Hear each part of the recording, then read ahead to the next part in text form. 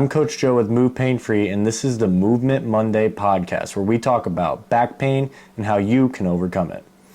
Back pain is the most common pain that people will experience in their everyday lives, whether they're active or they're inactive. Researchers estimate that nearly 80% of the population will experience some form of back pain in their everyday life, with lower back pain being the most common form. It is estimated that 30% of Americans currently suffer from some type of chronic back pain. And when people start to have their lives inhibited by this, we see 3 common mistakes that people will make. So if you have back pain and you can't shake it long term, it's likely that you're making one of these 3 mistakes. Before we dive in, I want to tell you guys about our 90-day Recode program. This program is refined and specified to get you out of pain in 90 days or less. And the sweet part about it is, upon completion of the program, you get lifetime access to all of our current exercises and any exercise that we come out with in the future. Now let's dive in to the 3 most common mistakes made when experiencing back pain. Number 1 is the I have a bad back mindset. We've worked with many people who have been told that their back pain is either genetic or a run of bad luck. To fix back pain, you have to get rid of that mindset. It's dead weight. And with that mindset, no matter which training protocol you go with, you're never going to experience a healthy back again because you've already decided that nothing will work. Fix your mindset and you'll start to fix your back pain. We see motivated clients every day, but one in particular comes to mind. Riley Van Wy came to us having done every different method of rehabilitation, including physical therapy and going to the chiropractor, and everyone had him doing the same stuff, and he did not see any long-term benefit. When Riley started MovePainFree, his mindset was optimistic and determined. We provided Riley with answers, a roadmap, and the tools to achieve a life without pain, and now Riley suffers from no back pain despite having a very active job as a D1 football coach. Now the reason this negative mindset is detrimental is because nearly 3 out of 5 people who experience a singular back injury have reported symptoms of feeling improvement 6 months later. The thing about this is there was no talk of rehabilitation, training, or reconstruction in this statistic. This just shows how resilient the body is on its own. If you already are able to improve, imagine what could happen when you give it the best training and the best movement inputs that you can give it. Our philosophy is to educate you and give you the tools you need to fix your back pain. We believe wholeheartedly that to build confidence and have that optimistic mindset that you can fix your back pain, you need the proper education and tools, as well as a strong vision that's proven to bring you good lasting results. The second mistake is the idea that core bracing or core stabilization training is what fixes back pain. Human movement is dynamic and posture is an ever-changing balance system. So when you're doing core stabilization training, you're essentially shutting down one form of movement. Now this isn't going to help your back pain in the long term. This is actually only going to make it worse, as the body wants to move as one collective unit with the spine leading the way. Last year we have worked with a chiropractor named Cole Snyder who came from this sort of background. Cole played sports all through college, went through the traditional training that included a lot of core stabilization, and then after experiencing his own back pain, which inhibited him from being able to play with his own kids at times, he made the shift from the core stabilization training that wasn't bringing him that relief and adopted the MovePainFree mindset and training model. And ever since then, Cole has yet to have another back episode, and he's playing with his kids without pain. If you're interested in hearing more about Cole's story, I will drop a link in the description below. One study published by the Journal of Bone and Joint Surgery says that lower back injury is of the 2 most common types of injuries experienced by weightlifters.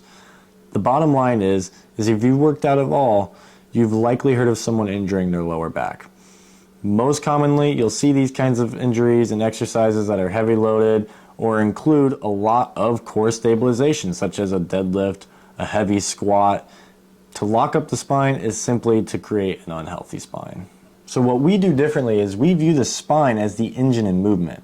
There's actually a theory called the spinal engine theory.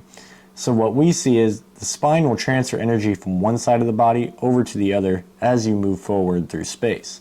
What this looks like is if I land on the ground on my right leg, the spine is actually going to be the first thing to point towards the left side of my body to initiate that energy transfer. So then when my leg leaves the ground, I reset and I'm ready to land on the left side. So when you brace the core and you shut down the spine's ability to do this, you're essentially changing how your body transfers energy, and it's always for the worse. Every single compensation pattern that comes from shutting down the spine is all going to be inefficient and detrimental to spinal health. The key is to teach your spine to be tensioned properly and to move correctly rather than get rid of that movement. Number 3 on our list is the idea that surgery is the first step towards fixing your back pain, followed by rehab. The last mistake people make when they experience back pain is wanting surgery, then rehab in order to fix that back pain. Your body is an amazing healing machine. Surgery is and should be the absolute last resort. The thing about the body is if you give it the space and the environment to heal in, then it will do so naturally. In essence, it will thank you for giving it what it deserves. So think about it this way. Pain is your body's way of telling you to stop whatever it is that you're doing that's causing said pain. And the healing process is your body's way of thanking you for putting it in an environment that's going to allow it to thrive. Due to confidentiality reasoning, this client will remain nameless, but they came to us with major lower back issues including sciatica and had been through multiple physical therapy stints with little to no improvement. At this point, surgery came into the picture for him. Now, they started to use natural movement inputs that we were giving them and immediately found improvement within 2 short weeks. I had just talked to them a week ago and they said they're doing better and they're doing all of their normal activities in life, going on trips without an ounce of back pain. A daunting task that seemed impossible is now an everyday reality for this person, all of which without going under the knife. Now the crazy thing about this is failed back surgery is so common, it's been given its own syndrome name called Failed Back Surgery Syndrome, FBSS. It's the only diagnosis given to a treatment that hasn't worked. The most common type of back surgery is a spinal fusion, and it is a procedure that has an $80,000 price tag and roughly a 35% success rate. In a poll at a 2009 conference in Florida, 99 out of 100 surgeons who were asked whether they'd like to have lumbar fusion surgery if it were recommended to them said, in quotes, absolutely not. The bottom line is, this is a multi-billion-dollar industry that is not clearly geared toward keeping you off the surgery table, but rather on it. So with our philosophy, we view surgery as the absolute last resort for healing back pain. The bottom line is, the re-injury rates don't back its success, and any procedure with a nickname including the word failed should probably be avoided at all costs. So what we do is we talk to you one-on-one and find out your situation, so that way we can prescribe you exercises of the right intensity and the right volume that you need to avoid the surgical table.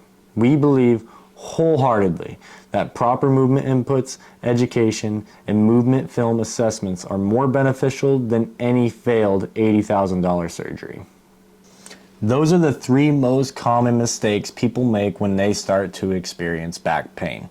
It's easy to make them. Our society has essentially preconditioned us to thinking that this is the only option, that surgery is the only option, that back pain is just a run of bad luck, and that core bracing and core stabilization is your only way out. And that's why we're here, to fight the battle for the sake of your health and checkbook.